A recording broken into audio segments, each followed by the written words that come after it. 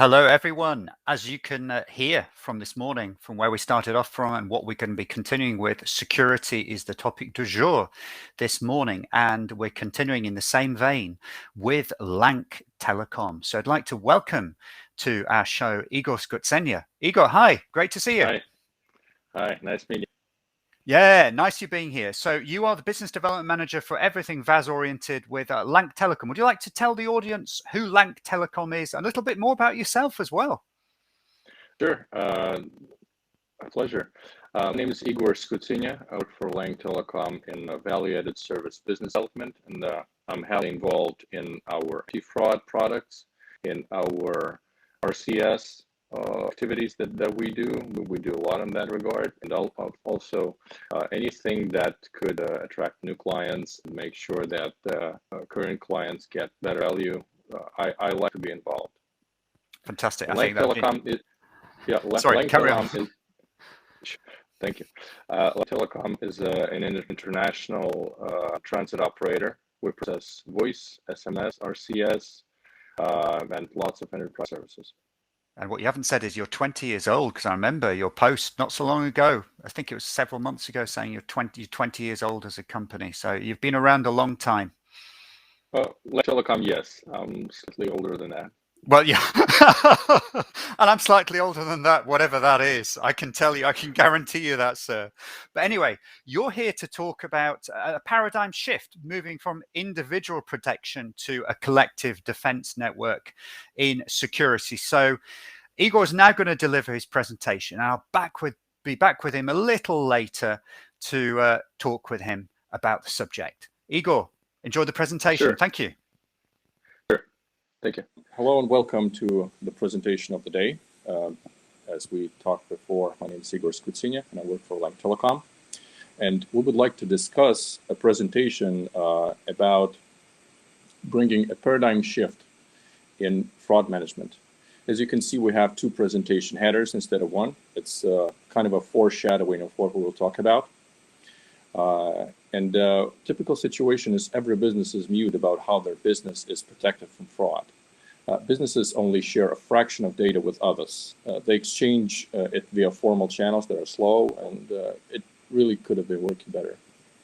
We constantly get lists of fraudulent numbers via anti-fraud associations that we're a part of, and we're very thankful for that.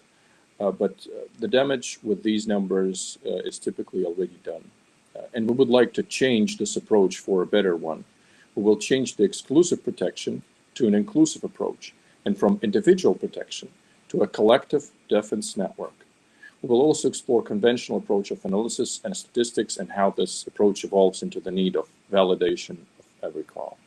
And in short, we will be continuing the topic that was in previous presentation. I'm very thankful to Simeon for kind of preparing the stage for that. Here and throughout the presentation, we will use CFAA data for 2019. Kudos to them for providing those numbers, and we eagerly wait for 2021 figures. So for 2019, total fraud losses are $28.3 billion US. And this is an enormous amount, and we should significantly lower it.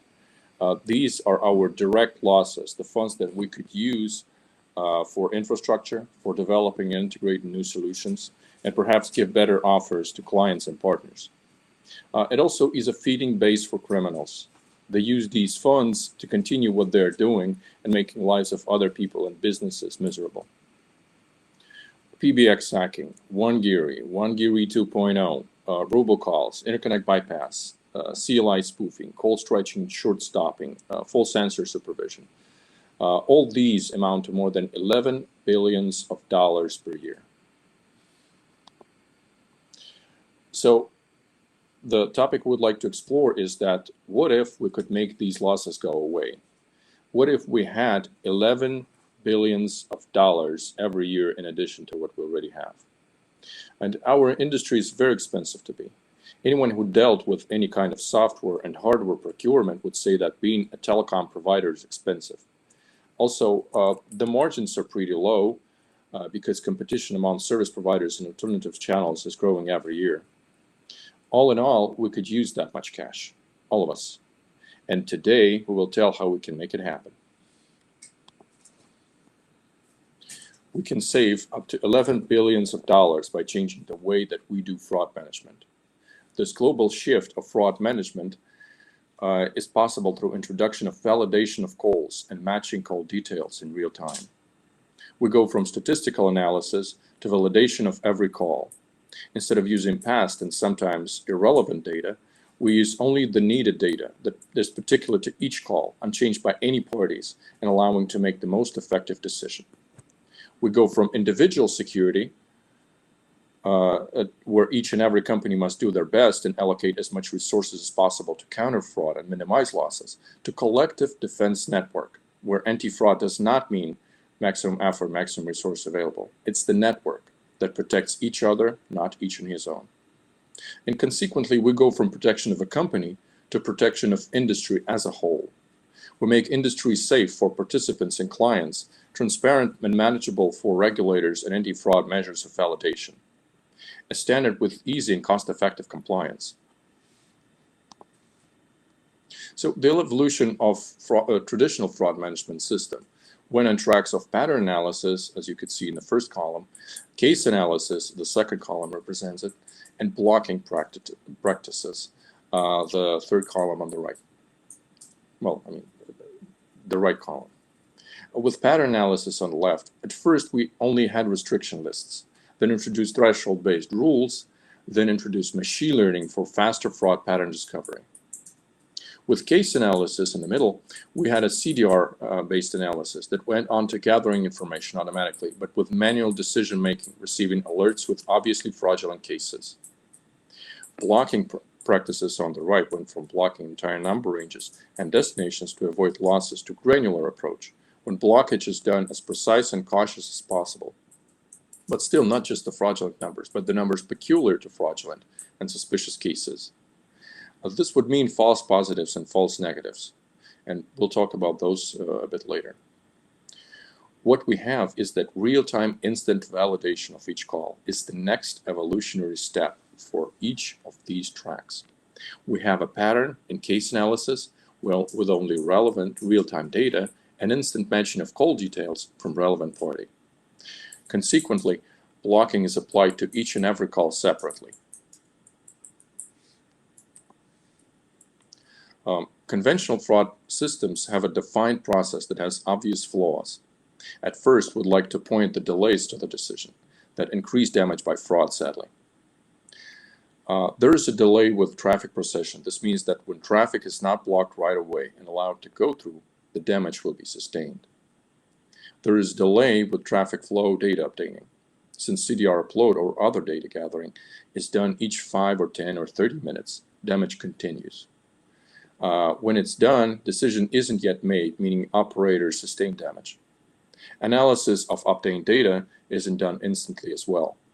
And throughout all these steps, the decision isn't yet made, whether to block this traffic or not to block. The last step is agreeing action with a partner. Often Telecom would be hesitant to make a harsh decision without agreeing it with traffic partner, thus having to gather, systematize, and discuss decision, delaying the moment of blocking traffic even further. Throughout all these steps, fraudulent traffic is flowing and damage is received.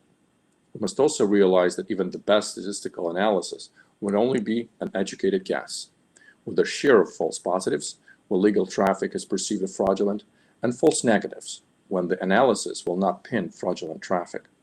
It's never zero. Assuming does not equal knowing, and I would like to underline this statement and kind of present it as the main difference between the statistical-based systems and validation-based systems. Both people and systems that rely on statistics and analytics will have wrong decision made, because we use past data as data that is relevant, and it sometimes just is not.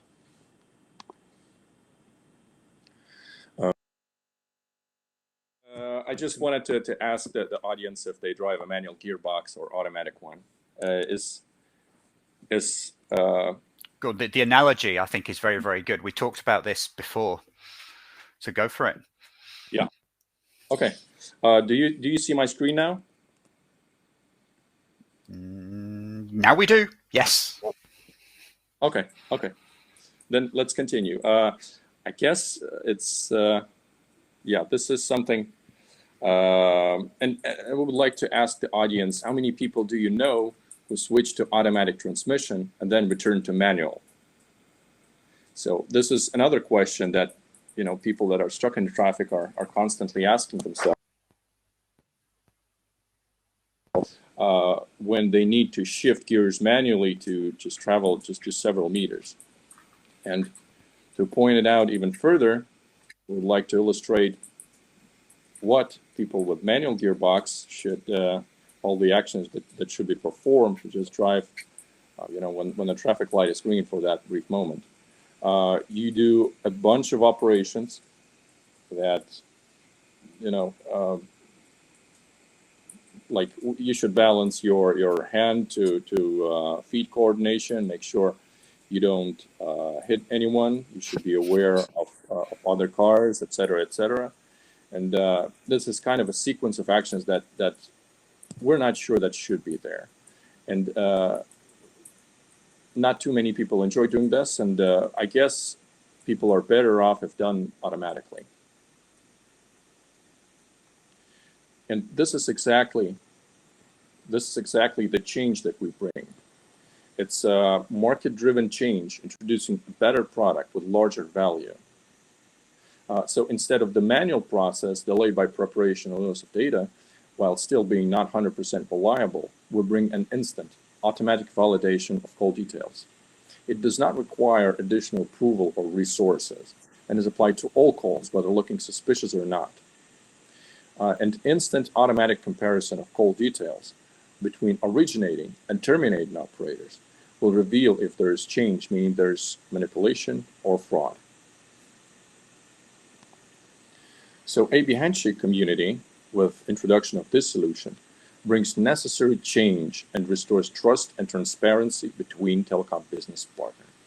An out-of-band handshake confirmation message will be exchanged between those two call providers at the beginning and the end of each call, giving operators absolute confidence that there was no interference by any intermediary with the routing or duration of the call.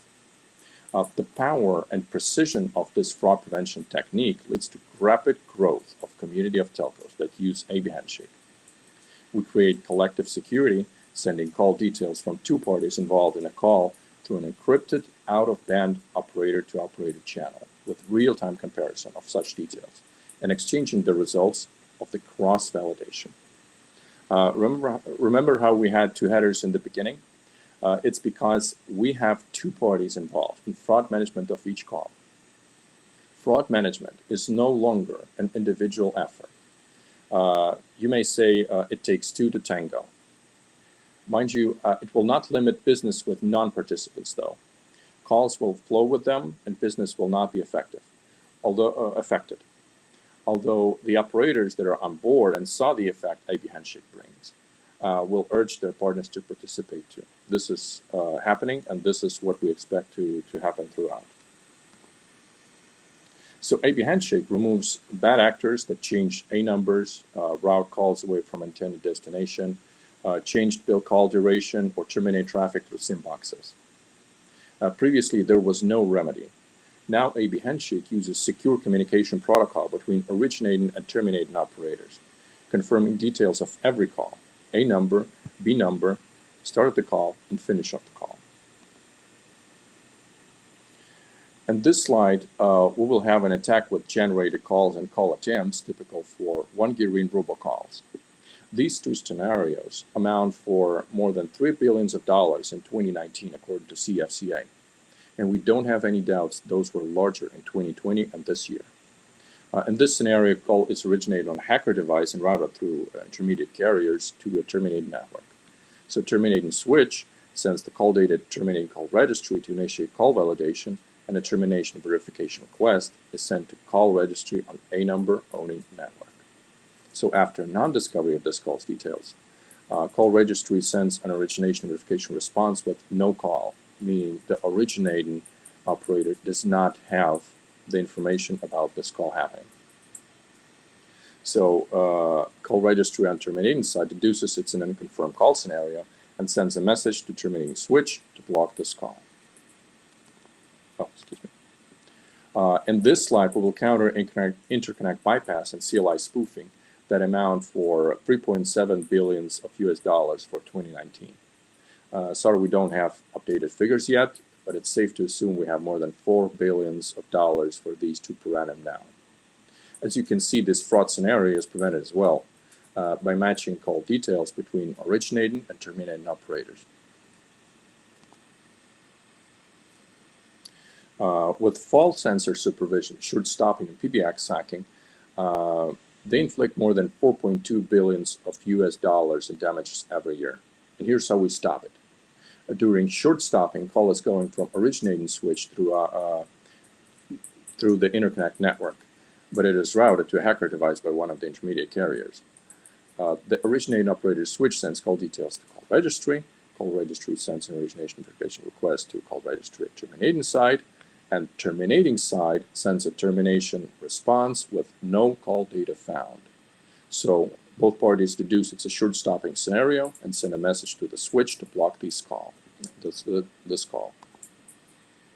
So as you saw, AB handshake effectively denies all these scenarios between operators with installed call registries.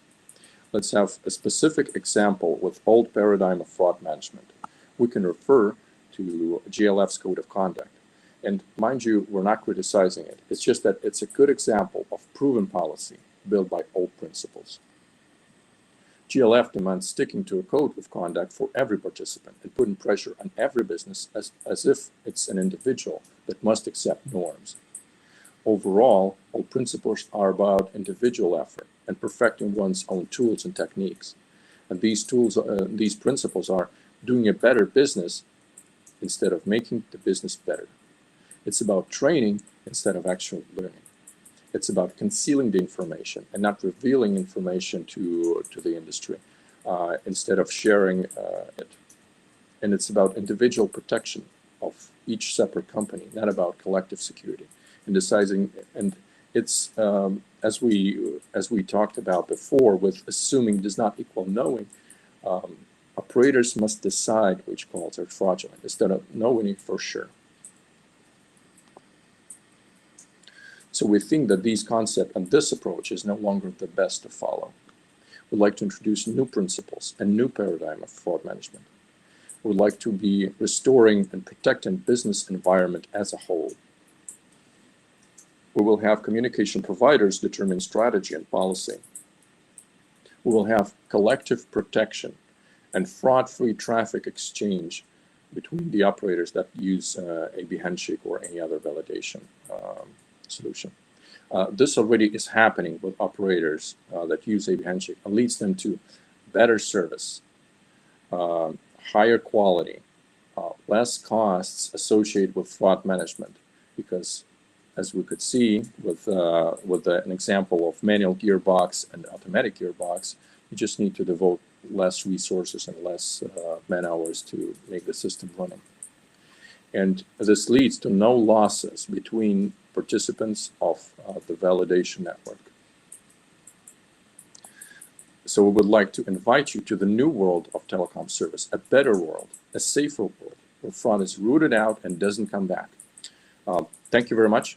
And if James or audience have questions, I'd be glad to answer them. Igor, I do have questions. And now it's about something that you hear so much about, particularly in the US at the moment. It's stir shaken. Now, for the audience, you've probably heard a lot about stir shaken, but what it is. So in simple language, at a high level, the stir bit provides the ability within SIP to authenticate caller ID, and then the shaken bit defines the end-to-end architecture for actually implementing the caller ID authentication. So that's stir shaken. And my question to you is, it's being strongly enforced now stateside, where you've recently been as well, I think, because you were lucky, one of the lucky few to go over to ITW. So lucky you.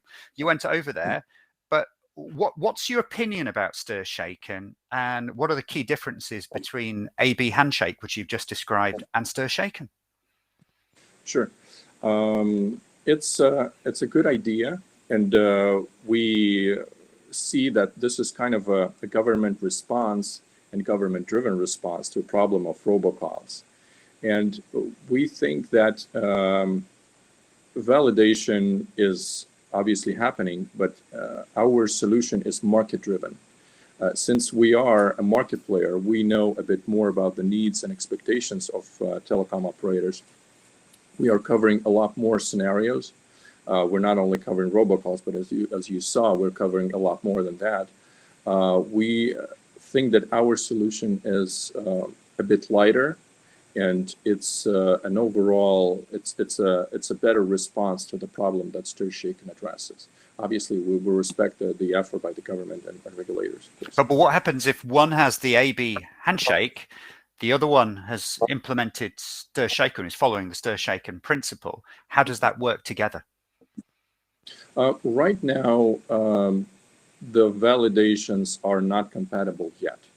But obviously, we have plans to have them compatible because we understand that the operators need for validation, and if they are required by the authorities to have that, perhaps it would be wise to bring in an opportunity to have that cross-validation between AB handshake and STIR/SHAKEN. Who's the we there, Igor? Who's driving that initiative? Well, I mean, since we kind of have the software, then we're working to make that possible. Okay, so it's you. Yeah. It's you guys. Okay, excellent. And how many operators out there have this AB handshake? Well, since we cannot disclose the exact names yet, I could give you the numbers. We have more than 5 operators already live with their traffic validated, and we have more than 60, but slightly less than 100 in the pipeline. I mean, they started integration and they start preparing their network or installing components or in the testing stage of AB handshake. So there's a lot of change that we bring to the market. Fantastic. So it's very real, very, very real and expanding. Very much so. Very much so. Fantastic. Igor, like you're very, very real as well. I look forward to actually validating that in person, hopefully sometime soon at another event. But until then, thank you very much indeed for your session today. Thank you for your support with LANCK Telecom for our event, as always, here at MEF. Much, much appreciated. And I will catch you the other side of this very short break. Thank you very much, James. Welcome. Bye.